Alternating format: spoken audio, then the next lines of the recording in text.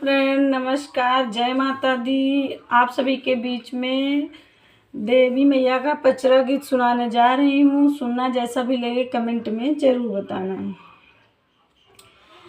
धैली चरनिया मैया दियो नाया सिसवा हो कि काऊ लैके ना हो कि काऊ लैके ना ए मैया मोरी घरवा के जाबई हो कि काऊ लैके ना ए मैया मोरी घरवा के जाबई हो कि काऊ लैके ना धैली चरनिया मैया दियो नाया सिसवा हो कि काऊ लैके ना मैया मोरी घर के हम जाबई हो कि काऊ लैके ना ए मैया मोरी घरवा हम जाबई हो कि काऊ लैके ना अनधाना देबई बेटी लूटी फूटी जई है हो बिरनमा देबई ना हो बिरनमा देबई ना तोहरे नैहर के सिंगरवा हो बिरनमा देबई ना तोहरे नैहर के बिरनमा हो सिंगरवा देबई ना अनदाना देबई बेटी लूटी फूटी जई है हो बिरनमा देबई ना हो बिरनमा देबई ना तोहरे नैहर के सिंगरवा हो बिरनमा देबई ना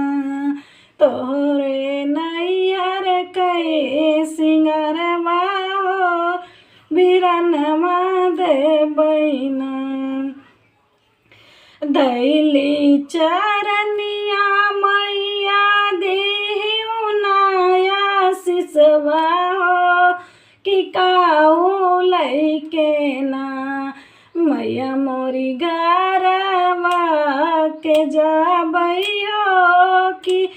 काऊ लैके ना मैया मोरी घरवा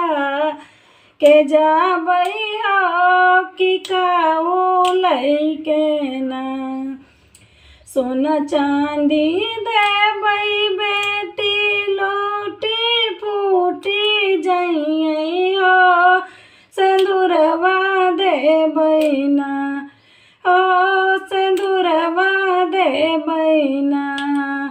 अमर राहै तोहर सजनमा हो सिंदूरवा देबई ना अमर राहै तोहर सजनमा हो सिंदूरवा देबई ना धैली चरनिया मैया दियो नाया सिसवा हो कि काऊ लैके ना हो कि काऊ लैके ना मैया मोरी घरवा हम जाबई हो कि काऊ लैके ना ए मैया मोरी घरवा हम जाबई हो कि काऊ लैके ना महलाया टारी देबई टूटी फूटी जई हो ललनमा देबई ना हो ललनमा देबई ना तोहरे गोदी कई ललनमा हो ललनमा देबई ना तोहरे गोदी कई सिंगरवा हो ललनमा देबई ना तोरे गोदी कई सिंगरवा हो ललनवा देवैना।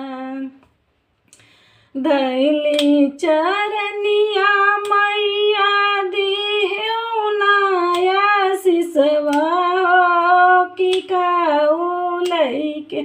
ना। ए मैया मोरी गरवा के जाबई हो कि काऊ लैके ना। ए मैया मोरी घरवा के जाबई हो कि काऊ लैके ना।